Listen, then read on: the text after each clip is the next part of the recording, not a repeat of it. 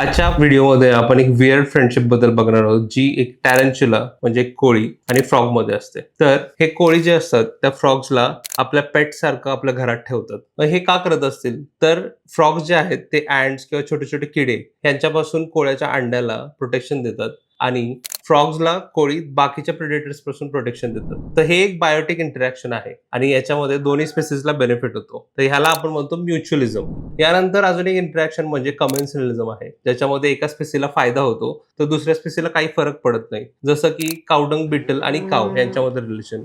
कावच्या डंग मधून म्हणजे कावच्या शेणामधून कावडंग बिटलला शेल्टर आणि फूड मिळतं, तर कावला काही फायदा होत नाही. यानंतरचं एक बायोटिक इंटरॅक्शन म्हणजे अमेन्सलिझम. या इंटरॅक्शन मध्ये एका स्पेसीला लॉस होतो तर दुसऱ्या स्पेसीला काहीच फरक पडत नाही. जसं की ब्लॅक ऑक ट्रीज असतात, ते सॉइल मध्ये टॉक्सिन्स रिलीज करतात आणि याच्यामुळे त्याच्या आजूबाजूची जी झाडं आहेत ती मरतात.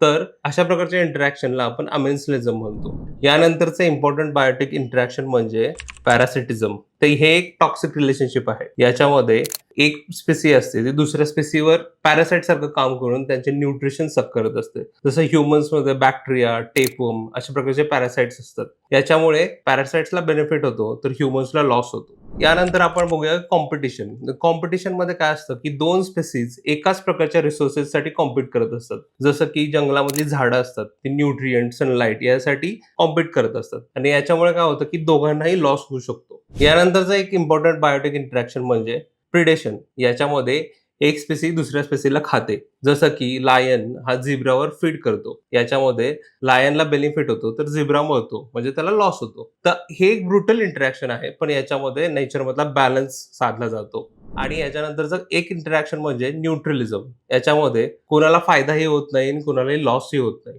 अशा प्रकारे बायोटिक इंटरॅक्शन्स हे एन्व्हायरमेंट मधली कॉम्प्लेक्सिटी प्रिझर्व्ह करतात आणि इव्होल्युशनला मदत करतात. यामुळे आपलं एन्व्हायरमेंट सेफगार्ड राहतं आणि इव्हॉल्व्ह होत राहतं.